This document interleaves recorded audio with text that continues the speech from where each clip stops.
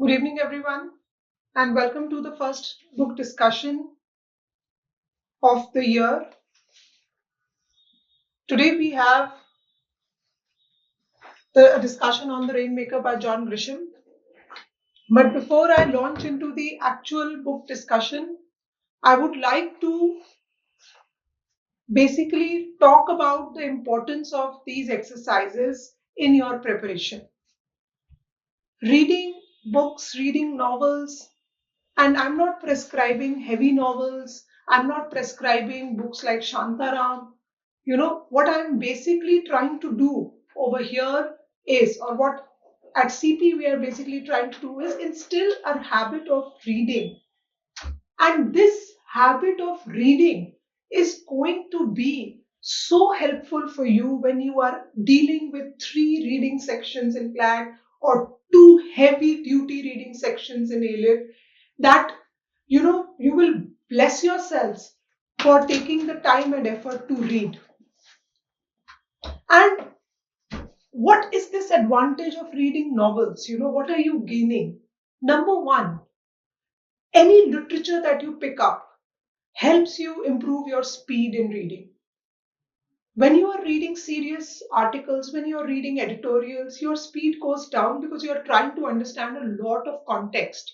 But when you are reading books, the speed goes up. So a balance between understanding and speed is established with novels. It helps you build your momentum, the ability to sit and read for hours.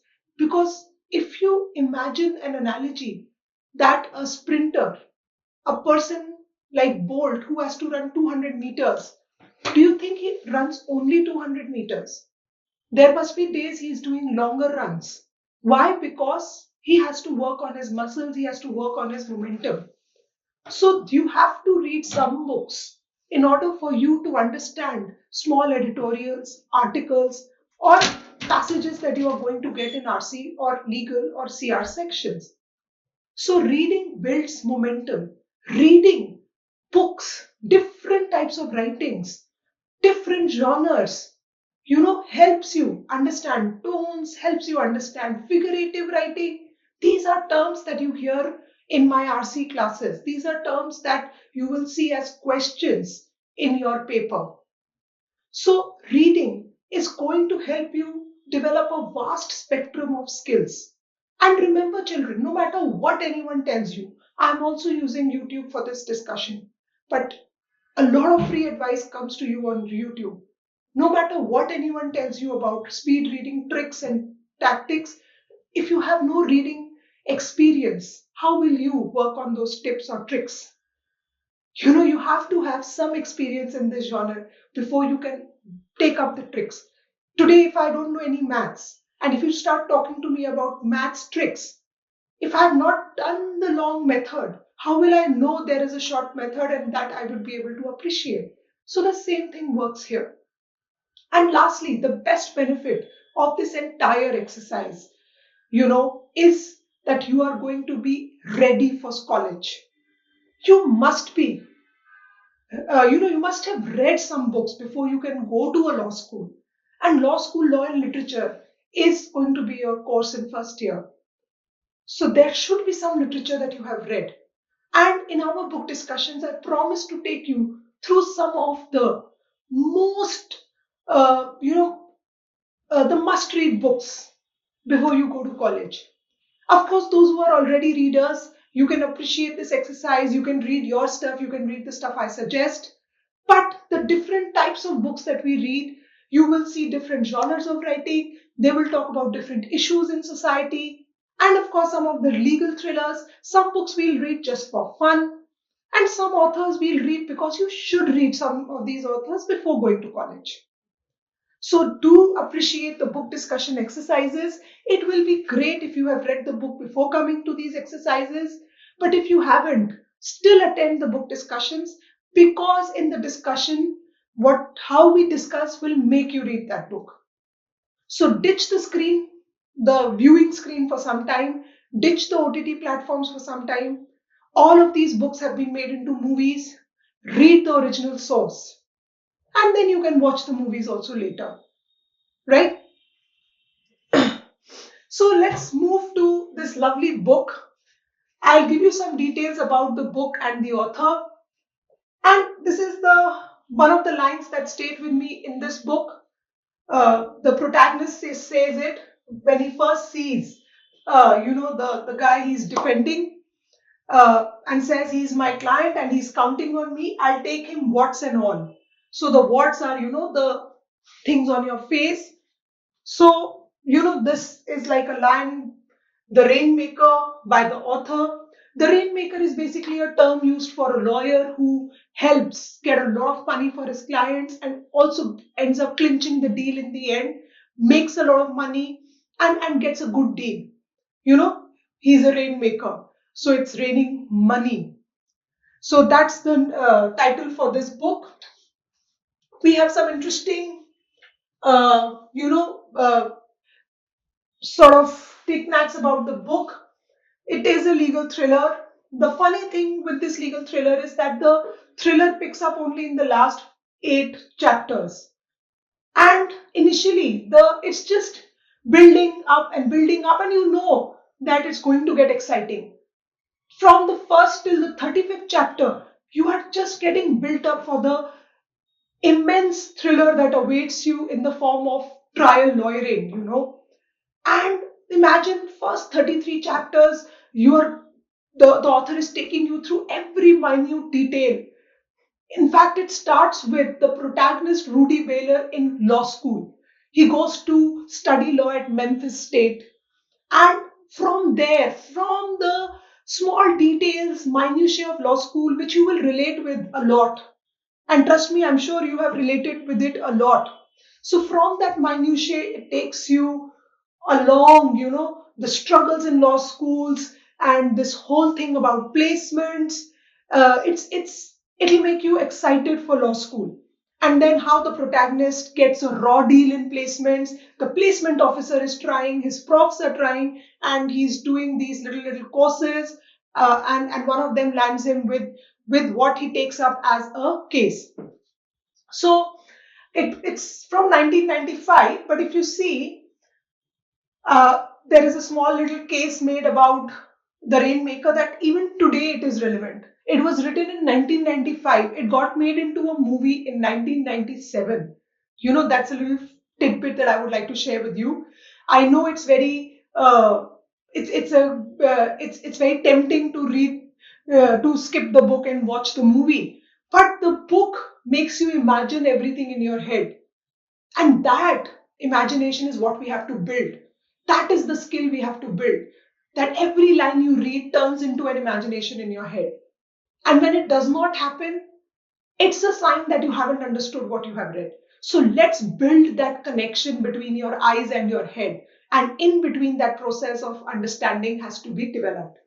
So its story, as I said, revolves around Rudy Baylor. He's a student at Memphis Law, and and he gets a raw deal with placements. So all of that excitement you will find in the first few chapters of the book, and he's trying all methods to get a job, and what happens with that job.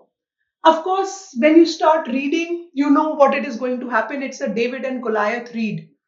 You know what's a David and Goliath kind of read? A David and Goliath type of read means the underdog. You know how uh, David ends up beating the Goliath, the giant. So it's about the underdog. This guy gets out of law school, doesn't get a job, and then what happens to him?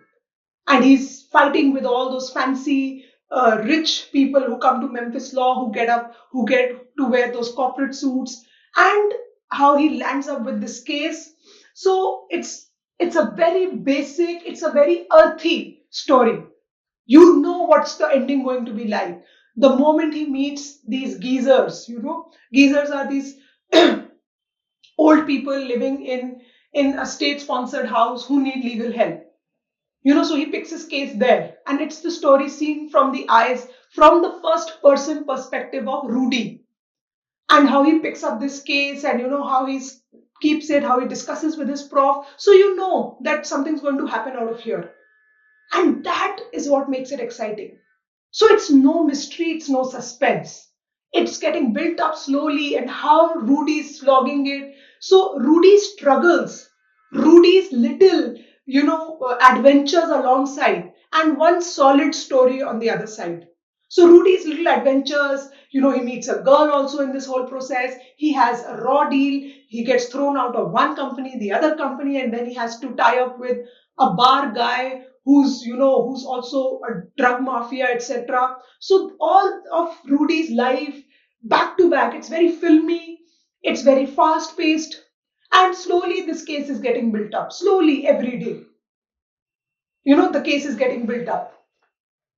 And little knickknack before we get into the story is the fact that the Rainmaker was the inspiration behind every courtroom trial, lawyering cases, shows, and even police procedure cases that go to the courtroom.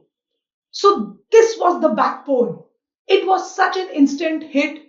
This underdog who takes up a case on, on justice and fairness, and who wants to actually bring real justice.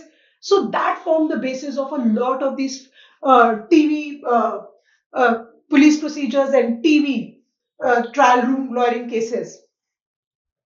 And no wonder the Rainmaker sold 300,000 copies right in the first 4 days of of its getting released. Of course, it was the sixth book. By then, John Grisham's you know sort of books had started doing well. So Rainmaker, the moment it came out, it was an instant hit. It has a very different style of writing, of course, which we will go into styles, etc. But it was a instant hit.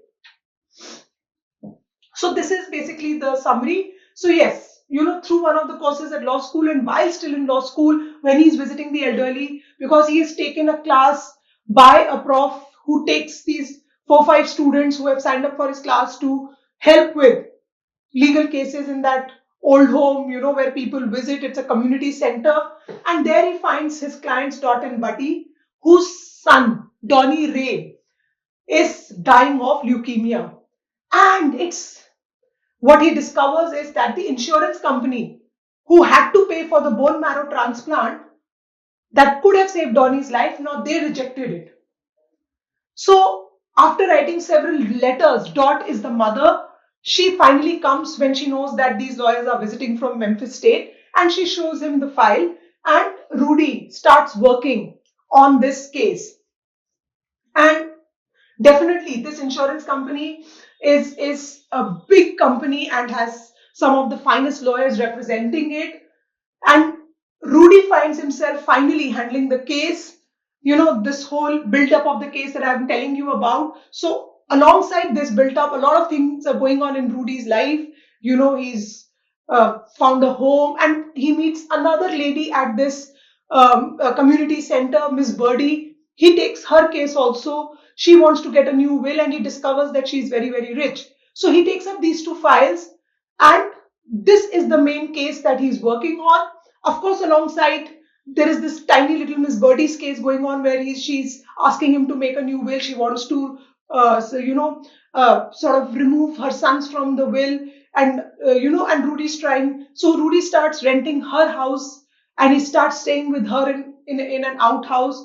She has a big home. She's staying alone, and she's very disgruntled with the family. So a lot of things are going on in this book.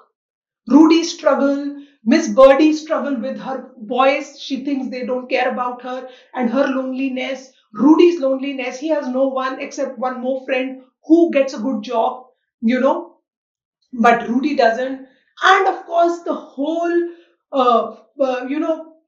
this whole made up world around us with greed. So, a lot of themes that come up. And of course, Donny Ray's story. So the build-up is started happening. Donny Ray is really dying. Now the doctor says even if he gets a transplant, nothing will happen. So it's very late in the day, but Dot Black, Dot, the mother, wants to do something about Donny Ray, and finally she hands it over to Rudy. Of course, she starts trusting Rudy right from the beginning, and Rudy starts working with her. And in between, you see the underbelly of the Memphis state law.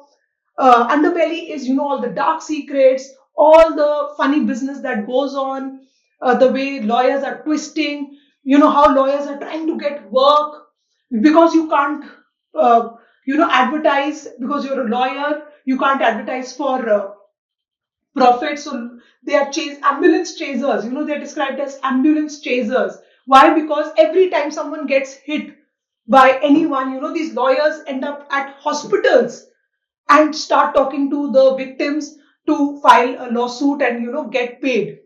So a very sad case of society, a slice of society is exposed in the meantime, and Rudy, the protagonist, is constantly at a warpath. He's constantly confused between the ethics he learned at law school versus the reality that he has to live.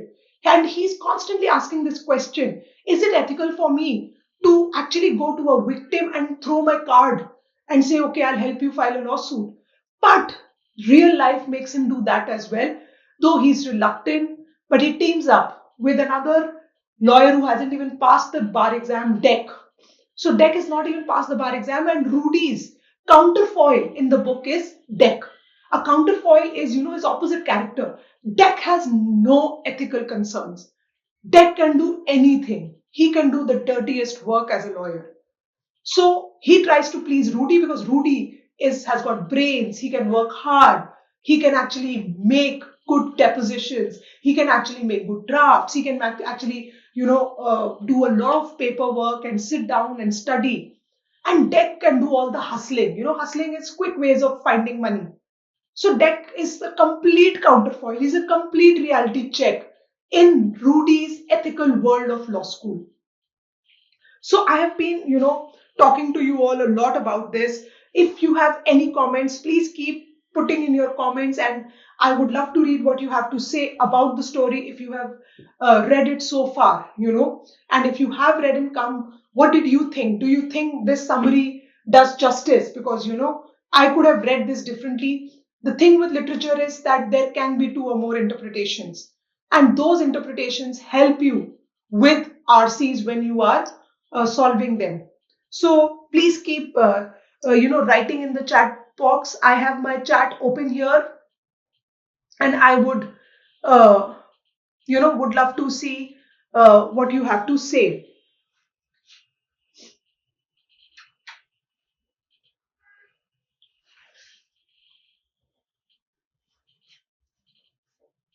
So these are the themes that I thought are the themes in the novel.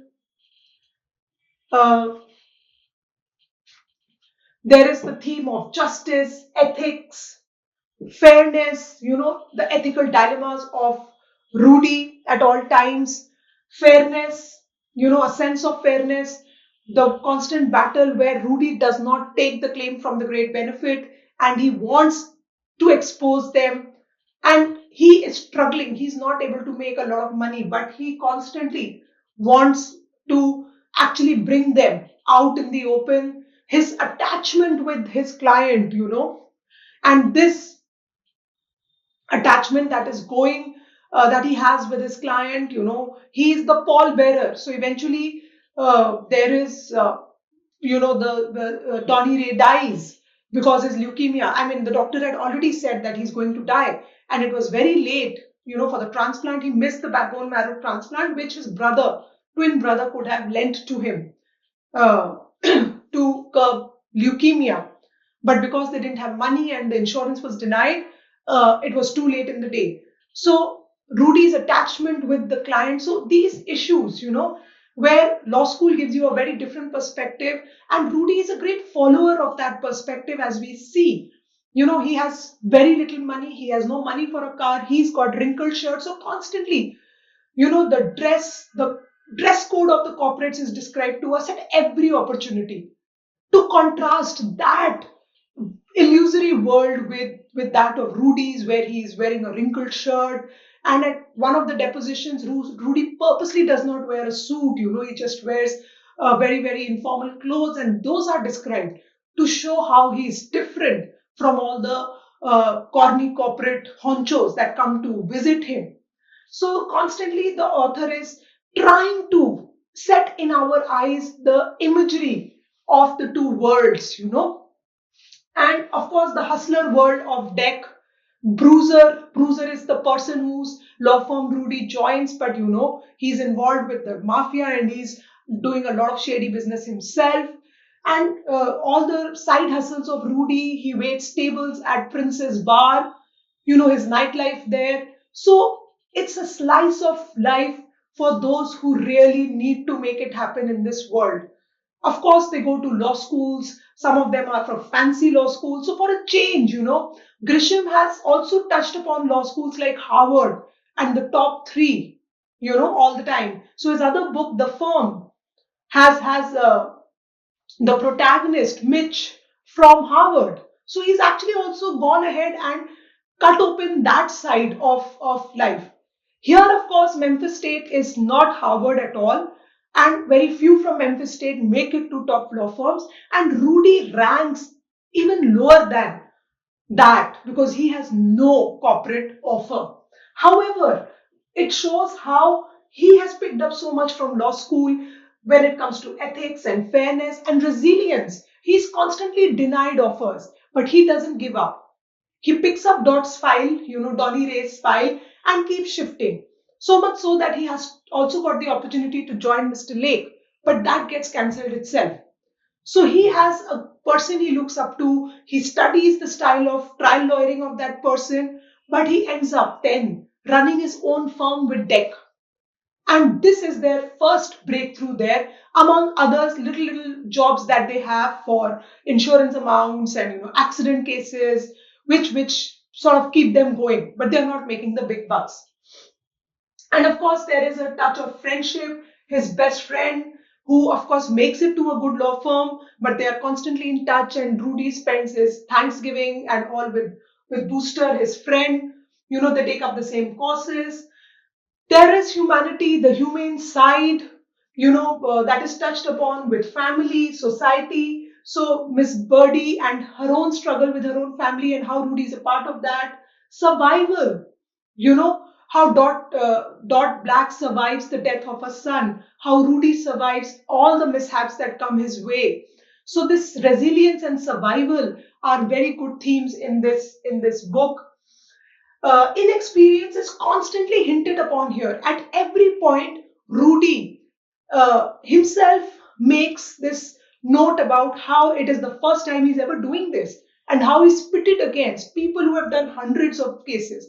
So every time he's up against Leo F. Drummond, the senior corporate lawyer who represents the great benefit insurance company that Rudy is suing on behalf of Donny Ray, whose insurance money was not given. And eventually, of course, he dies.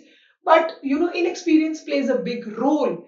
And constantly, a young lawyer who's just got his license at the bar last week, how he's pitted against this veteran and how he shows resilience. He comes back. He's scared constantly. There is an imagery of how he's shaking, how he's shivering, he's breaking into a sweat, how his inner organs are shaking. So you form those images. So that's why reading becomes so important. Because you can see and you can feel yourself there. Because there must be something you have done for the first time. And greed, the greed of the corporates, the greed of the lawyers, even Deck, who's hustling. So there is one survival greed and there is one where there is no limit to greed. So the author has touched upon those 2 points very, very differently. He has shown the survivors, the hustlers, and the starters versus the big corporate honchos through the building. So, there's imagery of those big buildings, the tinted glass. There is also one scene in the beginning where the firm that throws out Rudy first after hiring him, one gets dissolved into a bigger firm and the other firm gets burned down. So all this that shows your inner anger where you're not able to fight the most powerful people. And this power is shown through their suits and their buildings and the infrastructure. But within, What is there inside that human being? The author doesn't really touch upon. Actually, to think of it, Rudy has also been described as a character from his surroundings. One doesn't really know what is happening inside of Rudy. We know him, we have constructed an image of him through his, poverty. We have constructed an image of him through his hard work in the library. We have constructed an image of him through his interaction with the blacks. We have constructed an image of him, through his weak moments, his interaction with Drummond, the senior lawyer. So what we form as a picture of the protagonist is hardly from who he is within, but from the circumstances that surround him and his interaction. So it's a very outward book. Similarly, the big bad corporate world, the insurance companies, the big bad lawyers, corporate lawyers, we know of them through only their suits and their argument. You know, so again, that is what the author is trying to do, probably trying to talk how we are actually what the society makes us. But that's my interpretation of it. I would love to hear the your inputs on the same. And uh, and of course there is this big theme of death. Right from the first interaction with Donny Ray, we know he's going to die. Through 35 chapters, his death is getting built up. And after the 35 chapters, once he dies, it's still like a shock. We knew he was going to die. So a lot of foreshadowing. And then the death of Miss Birdie. There is a scene where Rudy is all alone in Cleveland and he says, nobody knows I'm here. So if I die, nobody will know. So there is loneliness. Miss Birdie's loneliness. She's in the big house. She has a big family, but nobody's with her. That's why she wants to cut them off from her will. Rudy is very, very lonely. Finally, this girl, his love interest, which gets built up somewhere in between, and then in the end, Kelly. She's married, but she's lonely. She has a husband who beats her. So the entire dearth and underbelly of society comes alive in this book. And you cling on to the positive moments of the book, and you're really waiting for the trial scene. So John Grisham elongates it and makes you wait it out, and you really are looking for some respite because you want the underdog to win. So of course we have the the underdog protagonist, which is a perfect whistle style. It's very, very filmy, and it's amazing. When, because of all the grim reality of the world, you really want Rudy to win. So you whistle for him, you cheer for him, and that's how it is. The novel is episodic. I think it was written for the screen because it was a sixth book. I have this strange feeling that Grisham knows now his books are going to be made into movies. So every chapter is like a scene playing out. It's like a screenplay thing. Please read and you also tell me. There is the bar, then there is Miss Birdie's house, then there is the courtroom. So all that. Of course, the journey from law school to street suburbs to corporates to legal riffraff, there is too much of realism here. And one would think that Grisham has sat and actually looked at Memphis law at very close quarters. As I said, for first 35 chapters, the author is only preparing you. And the action unfolds in the last 4 chapters. So the author is only preparing you. You are slowly reaching to that stage. So there is a lot of pacing and a lot of foreshadowing. So every chapter, Donny Ray is going to die is hammered in your head. And what Rudy is doing with the insurance company, those slow progresses are shared with you. But a lot of side things are also happening, which give you that perfect slice into society. So very well written for the screen, very well written for the filmmaker as well. But if there are any other styles that you noticed, I would love to hear them. Right?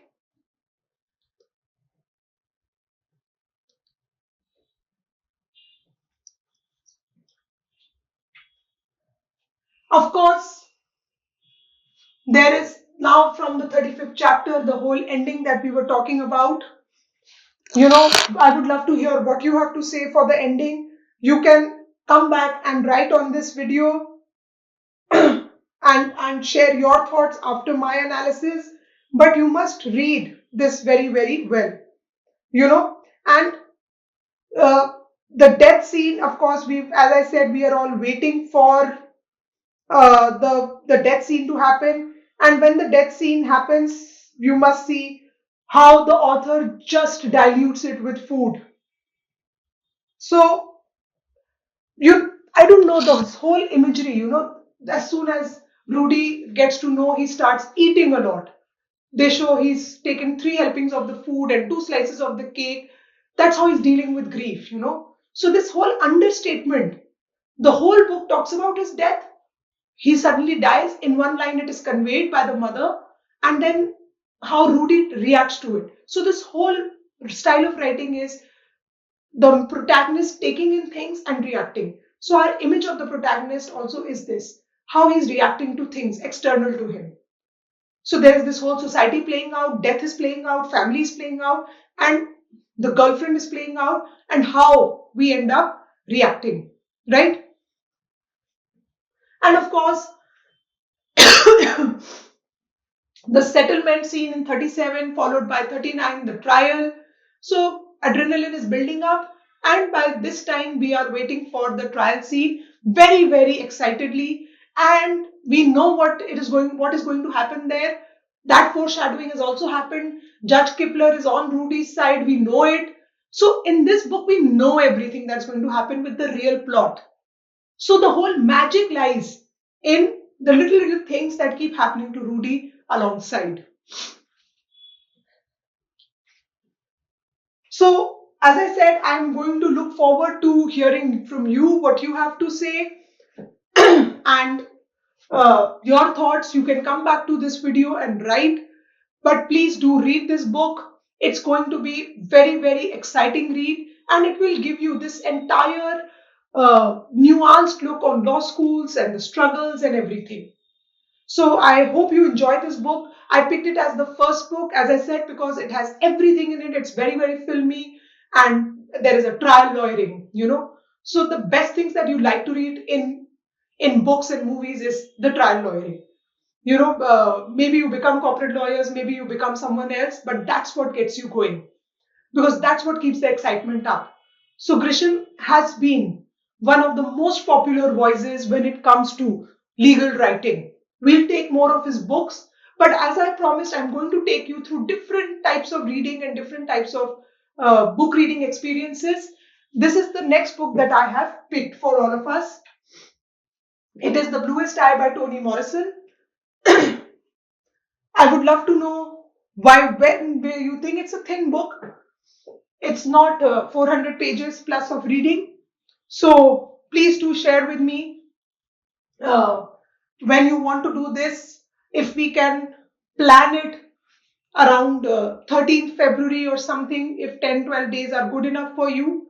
We still have a lot of days here. So let's read this together. The Bluest Eye by Toni Morrison. Now, why am I reading this book? I'm reading this book because a lot of us things have unfolded in the US. I'm reading this book because we are again going back to barriers that are created based on ethnicities, nationality. And this author, Toni Morrison, has been a very, very sound and great author when it comes to racial writing. And her experiences, her writing sort of tears you apart sometimes. So we'll hear about racism. We'll probably pick up a book on Nazis and the genocides there. So we'll try to read about different things that are happening around the world. We can pick up the next book on something around in our country as well. But this book will actually show you that clear divide from the eyes of a small girl, Pecola Breedlove. I'm not going to say much more about it. You must experience this writing by Toni Morrison. Lot of lovely themes, and let's discuss this very good book. So it's very different from Grisham's writing. It is American. It's an American classic, and a very and I think one of the flag bearers of American literature and the modern American literature, not the old American literature. Toni Morrison was also awarded by Barack Obama, and we are going to talk a lot about her and this book in our next reading, and also because one or two of the clats before 22 had actually given a lot of American literature passages in the clat paper. So that's something which I feel is a go-to place for literature passages for clat as well. So let's read this book and talk about it. Toni Morrison is a Nobel Prize winner, and of course has till recently been awarded. So let's read this very, very great author, and then again we'll change our flavor after this book, probably move to something else. And please, I would love to hear from you what you thought about the session. You can email me, you can message me on Meta and Instagram, and or email me. Best would be to come back to this video and talk about the book if after you have read it, or you can connect with me over here. So I had a lovely discussion with all of you, and let's read these books and then come for the discussions. Let me hear your thoughts as well, but please begin reading. Have a great evening ahead, everyone.